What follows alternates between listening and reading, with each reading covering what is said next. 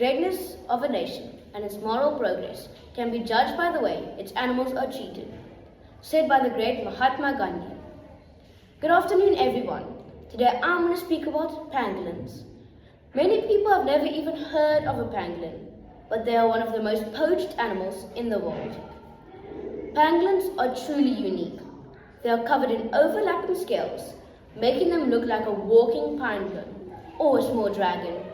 They have long claws to dig in antheils and a sticky tongue longer than their body to scoop up insects. When threatened, they roll into a ball and their scales act like an armor. Sadly, this amazing defense doesn't protect them from humans. Pangolins are mainly poached for two reasons: their scales, which are used in traditional medicines, and for their meat, which is seen as a luxury in some cultures.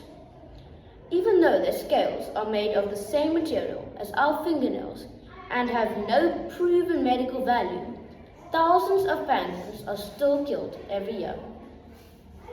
The importance of preventing this can't be overstated. Pangolins help control insect population, with one pangolin eating millions of ants and termites per year.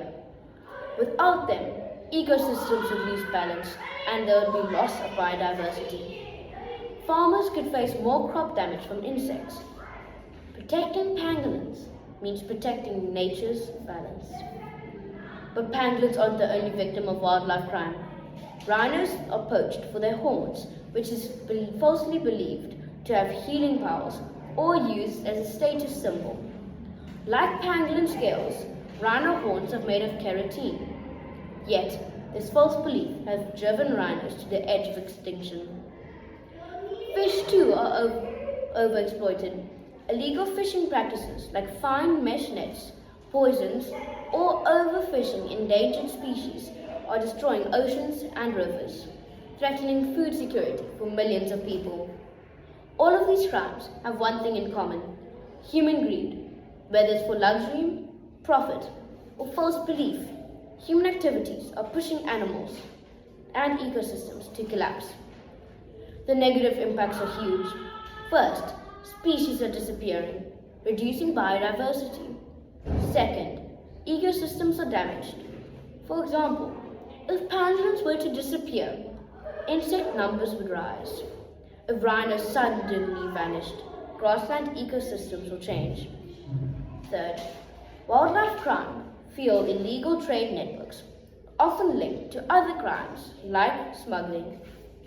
So what can be done? The first step is stronger law enforcement, making sure poachers are caught. The second step is education and awareness. If people know rhino horns don't have magical powers, demands will decrease. The third step is rehabilitation, by supporting rescue centers that return seized animals to the wild.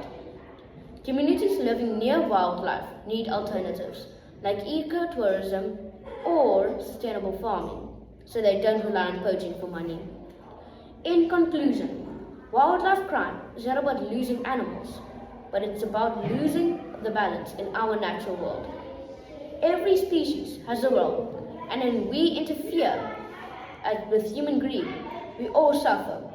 So let us remember this simple truth: protect the world today and enjoy the world tomorrow.